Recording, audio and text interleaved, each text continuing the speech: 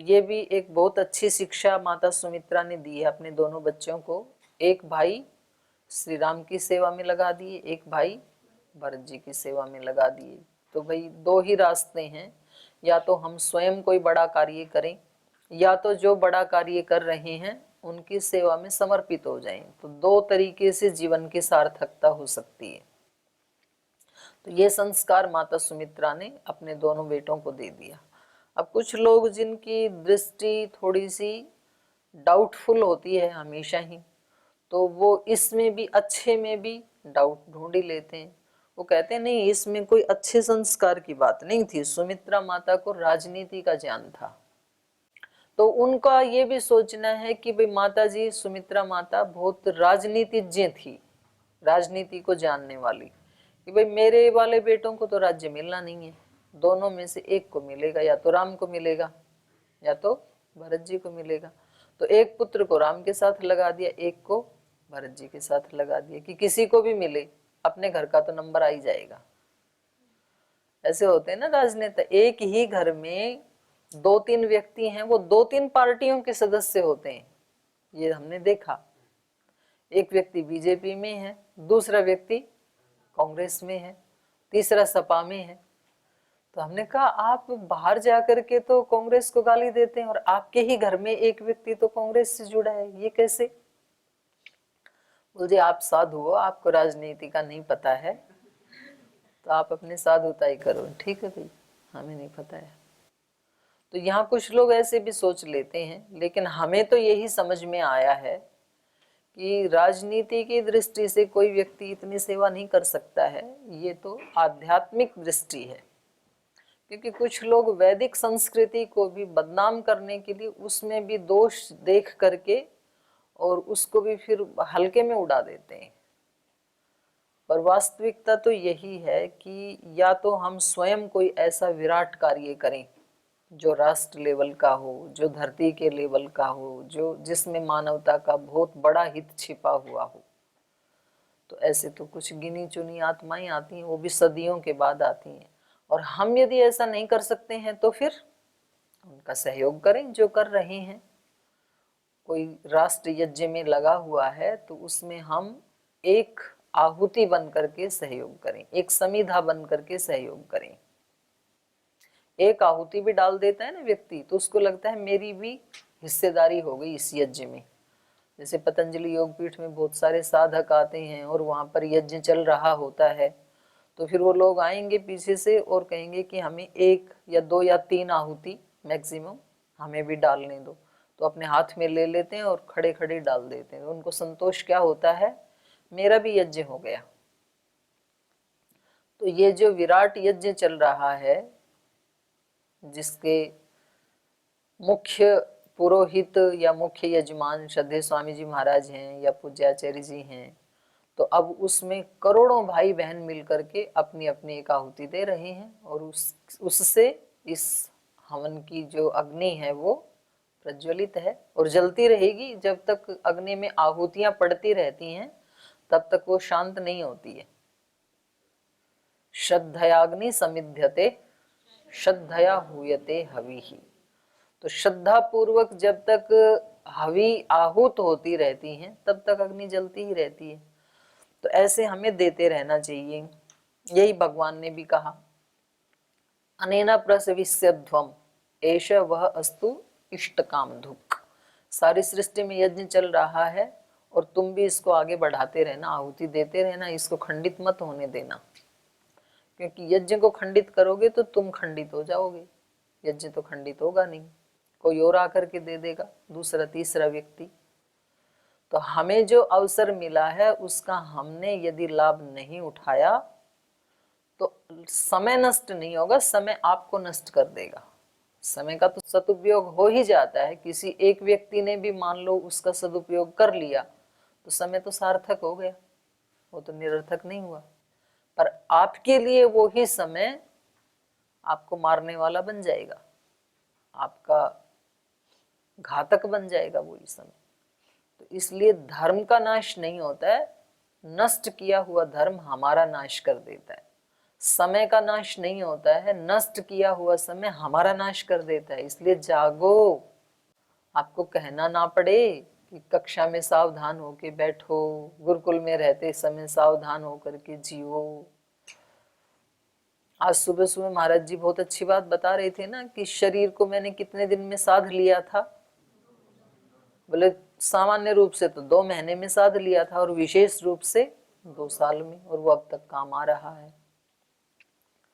तो ऐसे साधा हुआ, जैसे कोई घोड़े को बैल को साधते हैं ना छोटी उम्र में, तो वो साल 6 महीने में सध जाता है। एक बार साधा तो अब वो जिंदगी भर सेवा करता है, फिर कितने लोगों का उपकार करता है। इसलिए शरीर को भी साधो और उससे ज्यादा जरूरत है मन को साधो। साधु का मतलब यही है, तो मन को साधो, साधो। एक बार ये मन सध गया ना, निहाल कर देगा आपको सदा सदा के लिए, और आपके माध्यम से दुनिया को भी निहाल कर दोगे, मन को साध लिया तो।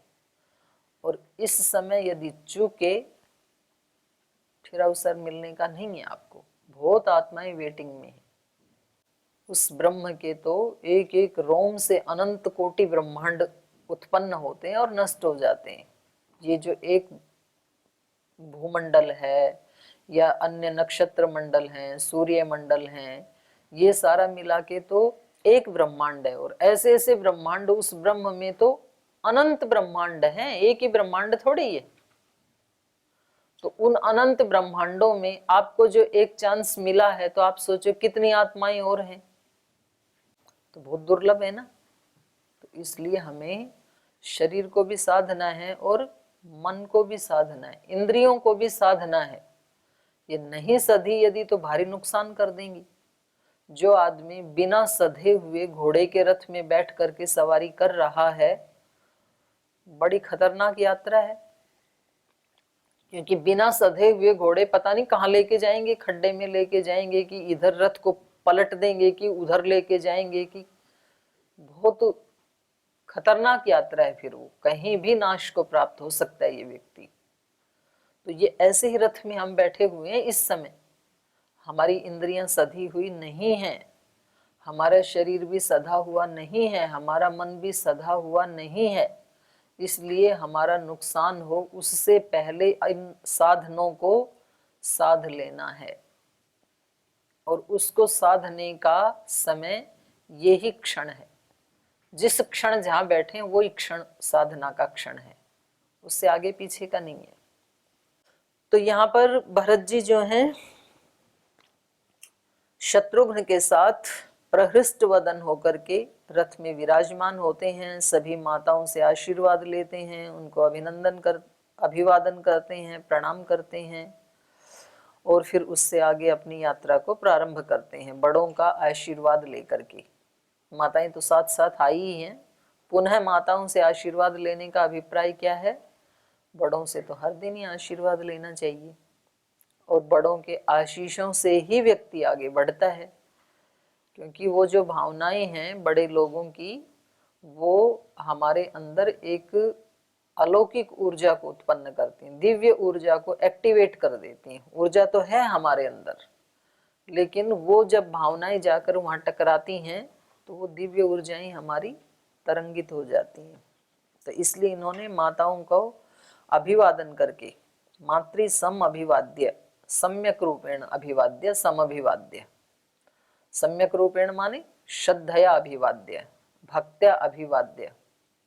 आरुह्य च रथं शीघ्रं शत्रुघ्न भरतावुभौ ययतुः परमप्रीतौ वृतौ मंत्री पुरोहितैः।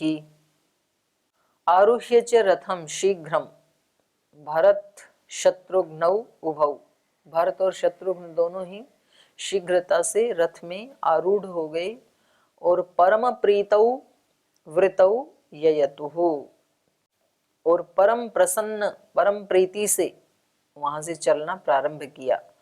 मंत्री पुरोहितैहि, मंत्रियों के साथ और पुरोहितों के साथ। तो कितना भी बल क्यों ना हो व्यक्ति के पास, तो भी हमेशा यात्रा किन के साथ होनी चाहिए? पुरोहितों के साथ और मंत्रियों के साथ। मंत्री कस्मात्? मंत्रणार्थ, जो ठीक मंत्रणा करने वाले लोग हैं ना, तो उनके साथ जीवन की यात्रा करनी चाहिए। न्याय दर्शन में भी आता है कि भाई तत्व ज्ञान हो भी जाए, पहली बात तत्व ज्ञान का साधन बताया है वहां पर कि आपको गुरुजनों से सुनना चाहिए, फिर खुद भी मनन करना चाहिए उन विषयों के ऊपर, फिर अपने जो सब्रह्मचारी हैं या सब्रह्मचारिणी हैं उनके साथ उस विषय पे बातचीत करनी चाहिए, या उस विषय की जो जानकार हैं उनके साथ बातचीत करनी चाहिए। तो फिर वो चीजें आवरण हट जाता है और अपने स्वरूप को अभिव्यक्त कर देती हैं फिर वो चीजें।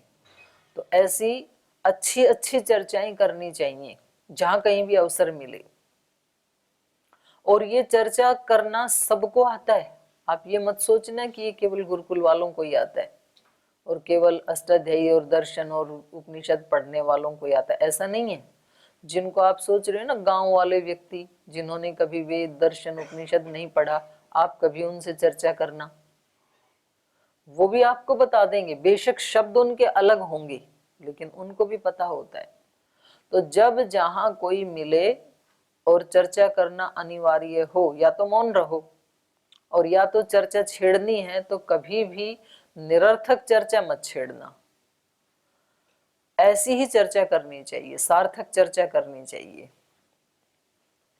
तो यहाँ पर भरत जी तो अपने आप में पूर्ण विद्वान हैं, पूर्ण धर्मात्मा हैं, यशस्वी हैं, साक्षात श्री राम के छोटे भाई हैं, लेकिन तो भी ये अपनी जीवन की यात्रा मंत्रियों के साथ और पुरोहितों के साथ प्रारंभ कर रहे हैं।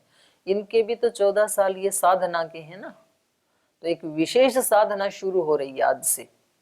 तो विशेष साधना किसकी देख रेख में होनी चाहिए? मंत्रियों की और पुरोहितों की, जो उससे संबंधित मंत्रणा दे सकें। तो इसीलिए 4 उसके बताए ना, श्रवण मनन निधिध्यासन और व्यवहार काल। तो ये प्रोसेस है एक। तो ये परम प्रीति से अपने इसके मंत्रिमंडल के साथ, अपने पुरोहितों के साथ अपनी यात्रा को आगे बढ़ा रहे हैं। हमें कई बार ये लग जाता है कि हमने सब पढ़ा है, पता नहीं बाहर के लोगों को कुछ आता है कि नहीं आता है। लेकिन जब हम बाहर जाके देखते हैं तो प्रकांड विद्वान मिल जाते हैं और हमें लगता है कि ये कहाँ छिपे हुए थे, हमने तो कभी इनका नाम सुना नहीं। और ये सच्ची बात बता रही हूँ। जैसे प्रवास पे महाराज जी के साथ ऐसे बहुत लोगों से मिले कि उनका ऐसे कोई प्रसिद्ध नाम नहीं है, दुनिया जिनको जानती हो ऐसा नाम नहीं है उनका, पर उनके पास गए तो पता लगा कि उनका ज्ञान कितना है, व्याकरण का, दर्शन का, शास्त्र का, जीवन का, कितना बड़ा काम कर रहे हैं छिप करके। तो ऐसे व्यक्ति को कभी भी ये भ्रम नहीं पाल लेना चाहिए कि भाई हमें सब आता है और हमें अब आगे जानने की आवश्यकता नहीं है। जानने की भी आवश्यकता है और जीने की तो है ही है, वो तो पता ही है हमें। अग्रतो गुरुवस्तत्र वशिष्ठ प्रमुखा द्विजाः प्रययुः प्राङ्मुखा सर्वे नंदी ग्रामो यतो भवत्। गुरुवः तत्र अग्रतः, गुरुजन आगे चल रहे हैं और उसमें वशिष्ठ जी प्रमुख हैं। वशिष्ठ प्रमुखा द्विजाः, वशिष्ठ जी प्रमुख हैं जिन द्विजों में, जिन ब्राह्मणों में। ऐसा वो समूह, ऐसे वो गुरुजन आगे चल रहे थे वशिष्ठ गुरु जी के नेतृत्व में, उनके अगुवाई में, और सभी जो द्विज हैं उनके साथ। द्विज पक्षी को भी कहते हैं और द्विज विद्वान को भी कहते हैं। पक्षी है उसको द्विज क्यों कहते हैं? क्योंकि उसका भी दोबारा जन्म होता है। एक जन्म तो अंडे के रूप में हो गया माँ के गर्भ से, और दूसरा जन्म होता है जब अंडे को तोड़ के निकलता है, तो इसलिए द्विज माने पक्षी। और ऐसे ही विद्वान भी, एक जन्म माँ की कोख से हो गया और दूसरा जन्म ज्ञान से होता है, विद्या से होता है, इसलिए उसको द्विज कहते हैं। और द्विज के पास 2 पंख होते हैं, उसके पास 2 पंख होते हैं जिससे फिर वो आकाश में उड़ान भरता है। इसके पास भी 2 पंख होते हैं, ज्ञान और कर्म। जैसा उसको ज्ञान है वैसे वो कर्म करता है, और इन 2 साधनों से वो विद्वान भी आकाश में उड़ान भरता है, बहुत जीवन में ऊंचाइयों को प्राप्त करता है। तो ऐसे ऐसे लोग यदि हमारे पुरोधा होंगे, हमारे रास्ता दिखाने वाले होंगे, तो यात्रा हमारी सरल हो जाती है। तो इसलिए भरत जी अपने आगे आगे लेकर के चल रहे हैं गुरुजनों को, द्विजों को, वशिष्ठ जैसे ब्रह्म ऋषि को, जो सदा सर्वदा ब्रह्म में लीन रहते हैं, जो ब्रह्मवेत्ता हैं। ऐसे ब्रह्म ऋषि वशिष्ठ जी इनके कुल गुरु हैं। सर्वे प्रांग मुखा प्रययुहु, सभी प्रांगमुख होकर के, प्रांगमुख माने प्राची दिशा की तरफ। प्राची दिशा किधर होती है? आपकी प्राची दिशा किधर है? उधर नहीं है, इधर है आपकी। मेरी प्राची दिशा इधर है। प्रांगमुख मतलब जिधर आपका मुख है वहां पर प्रकाश होना चाहिए। तो कभी कभी जैसे संध्या में भी बैठते हैं, अब संध्या का विधान क्या है? प्रांगमुख होकर के बैठे या तो उत्तराभिमुख होकर के बैठे। लेकिन सारे यज्ञशाला में यदि परांगमुख बैठे तो फिर स्थान कम पड़ जाएगा, तो कुछ तो रह ही जाते हैं ना। जैसे हवन कुंड पे बैठते हैं तो सारे परांगमुख नहीं बैठ सकते ना, चारों दिशाओं में बैठते हैं। तो जो जिसका मुंह दक्षिण की तरफ है उसका तो यज्ञ खंडित हो जाएगा। फिर संध्या में जिसका मुख पश्चिम की तरफ है या दक्षिण की तरफ है तो उसकी तो उपासना निरर्थक हो जाएगी। फिर नहीं, ऐसा नहीं है। जिधर आपका मुख है ना, उधर ही आपके लिए प्राची दिशा है। और वो प्राची दिशा इसलिए कि आपके मुख के सामने, प्राची दिशा की क्या विशेषता है? प्रकाश होता है, प्रकाश प्रधान है, सूर्योदय होता है वहां पर। तो उसका अभिप्राय ये कि जिधर आपका मुख है उधर प्रकाश होना जरूरी है, ताकि आपको ठीक ठीक दिखाई दे और छाया पीछे चली जाए। यदि आपके मुख के पीछे की तरफ प्रकाश है तो सामने छाया आ जाएगी, आपको ठीक दिखाई नहीं देगा। फिर तो छाया हमेशा, छाया छूट तो नहीं सकती है, रहेगी तो साथ ही, मनुष्य है तो। पर छाया किधर होनी चाहिए? पीछे होनी चाहिए। तो छाया का मतलब है संसार। संसार से पीछा तो नहीं छुड़ा सकते, संसार में रह रहे हैं तो संसार साथ रहेगा ही। लेकिन संसार किधर रहना चाहिए? पीछे रहना चाहिए। आगे ब्रह्म रहना चाहिए, आगे ज्ञान रहना चाहिए, आगे प्रकाश रहना चाहिए। तो फिर संसार नुकसान नहीं करेगा। तो यहाँ पर भी जरूरी नहीं है कि नंदीग्राम प्राची दिशा में था, ये जरूरी नहीं है। सर्वे प्रांग मुखा का मतलब है कि सबके मुख के सामने ज्ञान है, प्रकाश है, अज्ञान नहीं है। तो वो सारे विवेक से युक्त हैं।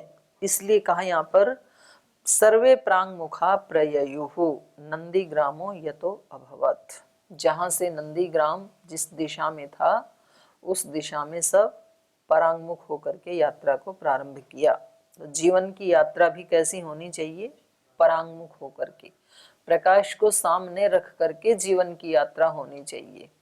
यदि जीवन की यात्रा में प्रकाश पीछे होगा तो फिर सामने छाया आकर के, संसार सामने आकर के, और हमें जो हमारा एक विशेष लक्ष्य है उससे वंचित हो कर सकती है ये यात्रा। ततस्तु भरत क्षिप्रम नंदीग्रामं प्रविश्य सह अवतीर्य रथात् तोरणं गोरोन्निदम् उवाचः। ये जो प्रक्रिया है ना, जो ये वाला सर्ग चल रहा है, तो जैसे योग दर्शन में अंतिम अंतराय क्या बताया है? अनवस्थिति, अंतिम व्यवधान है ना ये। तो अनवस्थिति का मतलब क्या है कि प्राप्त तो हो गया, दिख तो गया, लेकिन उसमें अवस्थित नहीं रह पाते, छूट जाता है बीच बीच में। वो एक बार समाधि लग गई, एक बार वो स्थिति पकड़ में आ गई व्यक्ति की, प्रशांत वाहिता वाली, प्रशांत चित्तता वाली, लेकिन फिर छूट जाती है। तो ये अंतिम अंतराय है ना। तो भरत जी को एक बार राम के दर्शन हो गई, फिर छूट गया, फिर छूट गया तो क्या करना है? फिर और साधना करो। एक बार कोई चीज समझ में आ गई और फिर वो चीजें स्लिप हो जाती होती हैं कि नहीं।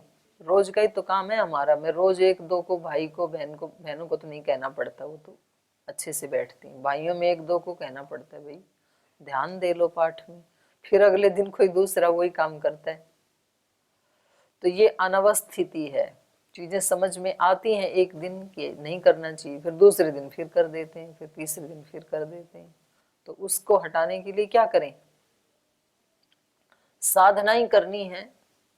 तो भरत जी को अभी और 14 वर्ष साधना करनी पड़ेगी, तब श्री राम स्थायी रूप से उपलब्ध होंगे।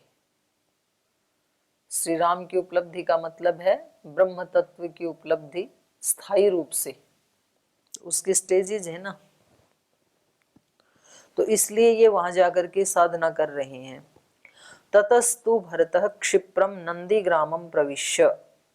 इसके बाद भरत जी शीघ्र ही नंदी गांव में प्रवेश कर गए और रथातूर्णम अवतीर्य, शीघ्र ही रथ से उतर करके गुरून् इदम उवाचः, गुरु जी से, वशिष्ठ गुरु जी से उन्होंने कहा, या सभी गुरुजनों से,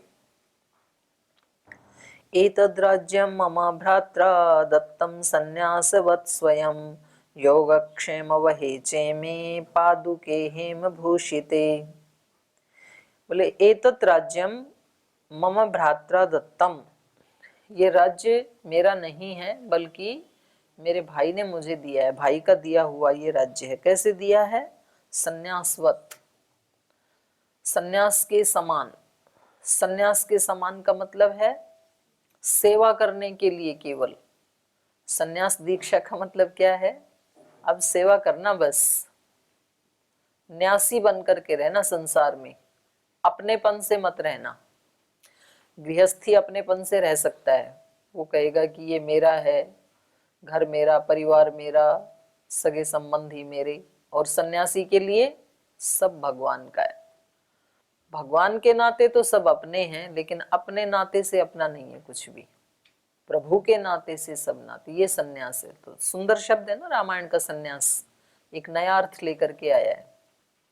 तो इन्होंने कहा कि ये मेरे भाई का राज्य है, उन्होंने मुझे दिया है सन्यासवत स्वयं, स्वयं मेरे भाई ने सन्यास के समान ये राज्य मुझे दिया है। सन्यास के समान का मतलब है मात्र सेवा करने के लिए, मैं मात्र ट्रस्टी हूं। तो सन्यासी का जीवन किसके लिए है? मात्र प्रभु की सेवा करने के लिए, मात्र गुरु की सेवा करने के लिए। और कोई एजेंडा ही नहीं है सन्यासी का, एक सिंगल एजेंडा है बस। तो भरत जी का एक ही सिंगल एजेंडा है, क्या है? श्री राम की सेवा। जो उन्होंने आदेश दे दिया, अब उसका निर्वहन करना है। राज्य तो उनका है, पर उन्होंने मेरे को लगा दिया कि भी 14 साल आप इसकी देखभाल करो। तो मैं क्या कर रहा हूं? उसकी देखभाल कर रहा हूं। जैसे हम सबको गुरु ने किसी न किसी सेवा में लगा दिया, तो अब वो सेवा, वो फील्ड हमारा नहीं है, वो सेवा भी हमारी नहीं है। हम क्या कर रहे हैं? एक ट्रस्टी का काम कर रहे हैं। हो सकता है कल किसी और को लगा देंगे, हो सकता है क्या होगा ही। एक व्यक्ति तो सदा किसी सेवा को नहीं ना करता है, तो दूसरे व्यक्ति को लगा दिया जाएगा, आपको किसी और में लगा दिया जाएगा। नहीं तो फिर एक दिन आकर के मृत्यु तो हटा ही देती है उस सेवा से। मान लो गुरु जी ना भी हटाई तो हटना तो है ही निश्चित रूप से। तो इसलिए करते समय भी कैसे करना चाहिए? उसी भाव से करना चाहिए। और ये भाव बना रहता है तो फिर कोई खतरा नहीं है। पर ये भाव छूट जाता है, और ये हमें बनाना भी आता है ये भाव, और ये हमें पकड़ना भी आता है, दोनों आते हैं हमें। जैसे हम ट्रेन में यात्रा करते हैं, तो वहाँ स्टेशन पे जाकर के बहुत सारी ट्रेन खड़ी होती हैं, तो हम वहाँ पर क्या बोलते हैं? हमें कौन सी यात्रा में, कौन सी ट्रेन में यात्रा करना है? आप कौन सी ट्रेन में जाओगे? हमारी वाली में। हम बोलते हैं ना हमारी ये ट्रेन हमारी है जो आ गई। तो पहले तो वो ट्रेन हमारी। अब आपसे कोई पूछे कि ये ट्रेन कब खरीदी थी, कहाँ से खरीदी, कितनी कीमत है, कौन ड्राइवर है, कुछ नहीं पता, लेकिन ट्रेन हमारी है। फिर वो ट्रेन पास में आ गई, तब ट्रेन हमारी नहीं है, अब हमारी ये बोगी है और बाकी बोगी हमारी नहीं है, हमारा डिब्बा ये है। फिर डिब्बे में घुस करके ये सीट हमारी है। पर ये सीट हमारी कितनी देर के लिए है? केवल यात्रा करने के लिए। यात्रा से जब उतरे स्टेशन पे तो फिर कोई पश्चाताप होता है कि हाय वो तो हमारी थी, वो कैसे छूटी? ऐसे तो कभी नहीं होता। आपने याद भी नहीं रखा अगले 6 महीने में कि कौन सी ट्रेन थी, कौन सी बोगी थी, कौन सा सीट नंबर था। वो हमारापन कितनी देर के लिए था? मात्र यात्रा करने के लिए।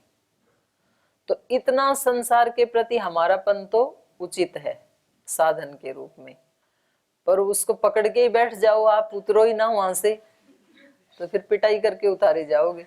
चाहे तो बैठ के देख लेना किसी बोगी में, ये उतरे कैसे, ये तो हमारी है। बोले आपकी यहां तक ही थी, बस अब उतरो आप यहां से। तो मेरापन तो होना चाहिए सन्यासी का, लेकिन केवल सेवा करने के लिए मेरापन। तो भरत जी का राज्य के प्रति अपनापन है, लेकिन किस रूप में? सन्यासवत। तो बहुत बड़ी शिक्षा इस श्लोक से हमें मिल रही है। तो आगे का पाठ हम कल पढ़ेंगे, आज समय हो गया, यहीं विराम लेते हैं।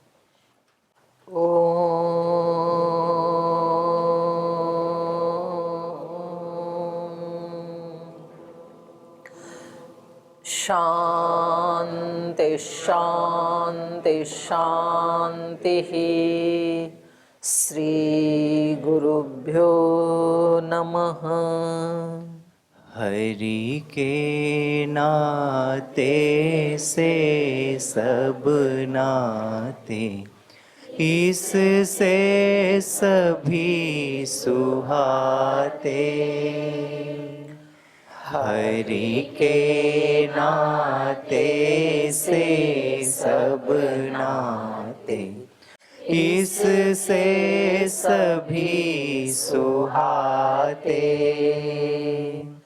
किससे वैर करेंगे प्यारे, विविध रूप धर आते। किससे वैर करेंगे प्यारे, विविध रूप धर आते। स्वार्थ बिना जो सबकी सेवा, करते नहीं अघाते। स्वार्थ बिना जो सबकी सेवा, करते नहीं अघाते। पर दुख दुखी सुखी पर सुख में, वो जन हरि को भाते। पर दुख दुखी सुखी पर सुख में, वो जन हरि को भाते। हरि के नाते से सब नाते, इससे सभी सुहाते। किससे वैर करेंगे प्यारे, विविध रूप धर आते। विविध रूप धर आते। विविध रूप धर आते। ओम श्री गुरुभ्यो नमः।